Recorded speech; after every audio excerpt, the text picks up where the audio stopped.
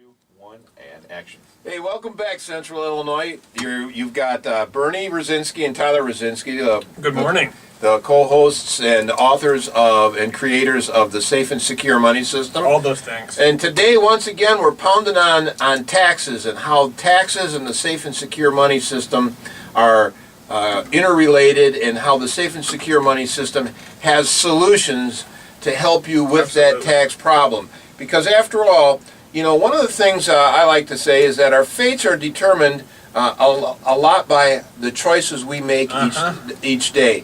The amount that we're allowed to, that we choose to empower ourselves with, by how much we choose to empower ourselves, is determined by the choices we make every day. A goal without a plan is just a wish. Well, enough of the rhetoric, okay? Let's get down to brass tacks and talking about taxes, a safe and secure money system, what the government's plan is overall for your money. Should you decide, the government's plan for your money. Most of us, you know, and one of the things you have to understand is that we're not for or against any particular thing. All right. What we are for, we're passionate about making sure that you can answer the question to is your money safe with a yes. And you know, most retirement plans fail not during the accumulation phase of the retirement plan. When people would still have a chance to start over and still maybe have success. Right, exactly. Yeah.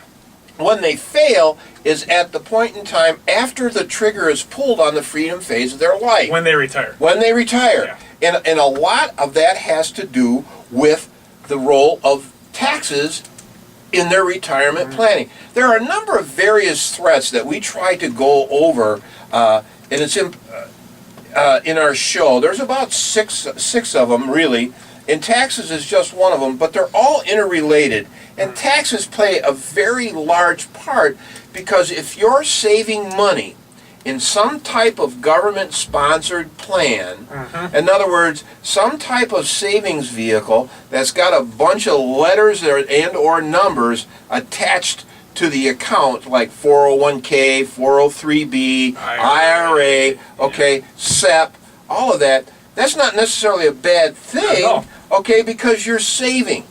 That's not the point. What you may not know about is how safe it is within your savings account, which is another story, all right? But what are the long-term ramifications of your participation in a government-sponsored plan? And the other question I would ask you, Tyler, is does the Safe and Secure Money System provide any solutions or alternatives to government-sponsored plans? Yeah, great question, Bernie. This is what the crux of the Safe and Secure Money System is about. Identifying issues that people have and providing legitimate, clear, and concise advice to allow them to take control of that problem and use appropriate solutions that are mathematically verified as the correct course of action. The Safe and Secure Money System absolutely has an answer to both short-term income taxation on a year-to-year basis and long-term taxation, which is even more insidious than your income tax. Yeah. Okay. And then to put it a little more succinctly, well put, son, but most of you don't know what you don't know about the threats that have the potential to destroy the freedom phase or the retirement phase of your life. I would suggest to you that phase of your life is so important to you that it deserves a second opinion. And it's truly fragile, too. Yeah, it is very fragile. And if you'd like to take advantage of a complimentary consultation, give us a call, 800-999-2371, 800-999-2371, and Lori will get you on our calendar. We'll get together and talk. So I think we just touched on something that I think bears a little bit of talking about before we get back on track with talking about taxation. And that is the fragility of people's retirement plans. And you touched on it earlier, too, when you talked about taxes just being one of the issues that face people. So let's dwell on that for a second. Well, you know, the first thought that comes to my mind is 2007. And we had this discussion with a client just this morning, actually. All right, how long it took for this pile of wealth to accumulate, and how she was approaching the retirement phase of her life in 2007, and then just almost overnight, that nest egg was cracked, fractured, truncated, whatever you want to say, but almost cut in half. Before, and most people, when that starts to happen, they're like deer in the headlight. They're paralyzed. They don't know what to do, and as a result, their paralysis ends up in devastation. And because the retirement plan is so fragile. And let's talk about why it's fragile. Okay, one of the reasons it's fragile is you've entered into that phase of life where your retirement plan is paying you out. You're no longer contributing into it. Okay, and on top of that, the government, for most of you who are participating in these government-sponsored plans, is forcing you to take required minimum distributions of some sort or another out of it. Yeah, so basically, there are all these outside factors, and what you're talking about there is something called sequence of return. And this is simple. I'm going to just sum it up for people really easily. If you have a year where, let's say you have $1 million, and you're taking 4 or 5% out per year, and you have a year where the market goes down 20%, and you lose 20%, and then you take out 5 on top of it for your income, you just lost 25%. You lost a quarter of your savings. The market has to come back 50% the very next year without you taking any income out of it, just for you to get back to where you were. Folks, do you know how often that has happened? It doesn't happen. One thing nothing's for sure, but one thing that history has taught us is that the market corrects itself about twice every decade. And if you're in that phase of life where preserving your assets should be or could be important to you, then simply put, the gains that you make in the market will not help you as much as the losses that you suffer hurt you. Exactly, yeah. And we sit down and we mathematically verify this. We show people the math behind how sequence of return affects the ability of their retirement plan to sustain itself and to sustain their retirement. It's so easy to talk in cold terms about sustaining retirement plans or failing retirement plans. And really, when we say those things, we're talking about the difference between people who have a happy retirement and do what they want and have freedom, and the people who don't have a happy retirement. They have a failed retirement. They have to go back to work, or they have to live well below the standards that they were accustomed to during their working life. If you're just tuning in, you're listening to Bernie and Tyler Wrezinski. We're the co-creators and co-hosts of the Safe and Secure Money Show and Money System, and we make some pretty strong assertions. One of them is that this show has the potential to be able to to change your life, and we're talking about what brought the theme for this show about today. Was we were talking about in the beginning of the show about the number of high visibility people like Phil Mickelson, the ex-president of France, President Sarkozy, about how some of these very wealthy people are starting to talk about the impact that taxes is having on them as far as what their earnings and how much it's devastating them. Most people with any kind of wealth are giving back to their governments over half of what they do. Or what they make, what they produce, and tax planning can be a very effective part of reducing the IRS's participation in your financial planning. So we spent a lot of the first part of the show talking about how to help people with the current income taxation. People are seeing their taxes go up. They're seeing it in every paycheck as more is withheld.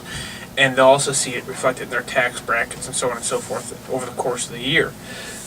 The second half of the show, we've kind of been talking about some of the other outside threats. We've talked a little bit about market risk. We could dwell on inflation if we wanted to, and if people want to hear about that, they can go back and listen to other shows. We've talked a lot about inflation, and we will in the future. We haven't even touched on anything like probate or healthcare costs or things like that have the ability to come in and destroy people's estates and their good planning. But one of the things we want to talk about in the second half of the show was what happens when you die. So everybody turn the radio up. I know you're excited about it, but let's get real morbid here and talk about end-of-life issues and what happens when people do pass away who've amassed any amount of wealth whatsoever, and what planning can be done to protect that from the government. Yeah, most people, Tyler, for most people in America, the largest asset they have outside of their home, many times their home is their largest asset. Sure, yeah. But outside of that is the money that they have in their IRA or their 401k. Sure, yeah, we see it all the time. And people think, well, I'm not rich. I don't have $3 million, $4 million, $5 million, so I don't have to worry about estate tax issues. Or death taxes yeah, or anything. so I'm fine. What do I have to worry about? Let's talk about the plan that the IRS has in place for that money once Mr. and Mrs. Public pass away and it's time for their heirs to inherit that money. And the kids and the parents, I know for me, I hope that when the time comes when your mom and I are both gone, that there's money there and that it will be used in a way that enhances lives, pays for education. Speedboats. Oh, well, yeah. Okay, so... Well, with the amount that'll be left, you might be able to buy half a speedboat. Well, that's good. We can put it together and get a full speedboat. Because, baby, if she goes first, I'm spending it. Okay. So, the interesting thing about what you just said was that most people don't realize that the largest asset they've accumulated is wide open to government taxation when they die. And what happens here is, let's say I'm going to use something I call $1 million example, okay? And let's just say that somebody has saved up $1 million into their 401k or IRA. And we're starting to see this more and more, where people have hundreds of thousands, if not millions of dollars, in these tax-qualified plans. And when I say tax-qualified plans, I mean 401k, 403b, IRA, SEP, so on and so forth. Well, what happens during the course of your lifetime is the government starts making you take money out, and you have to pay a small amount of income tax on whatever you take out. It can cause a lot of tax havoc, that part does, but it's not nearly as insidious as what happens when you pass away. So let's say that John and Mary, they have $1 million in a 401k, and John has it. He passes away, and that $1 million goes to Mary.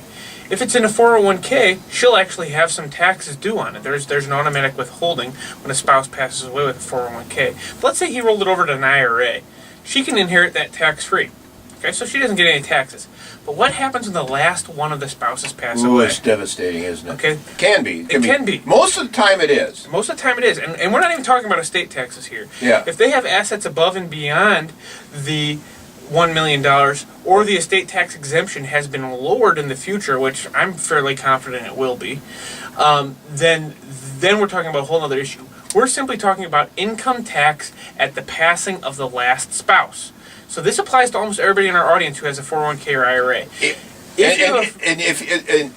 I want to, if you're the child of a parent, or if your parents have money in 401ks or IRAs, listen up, because the government has a plan to get between your parents and you when it comes to that money in a really big way.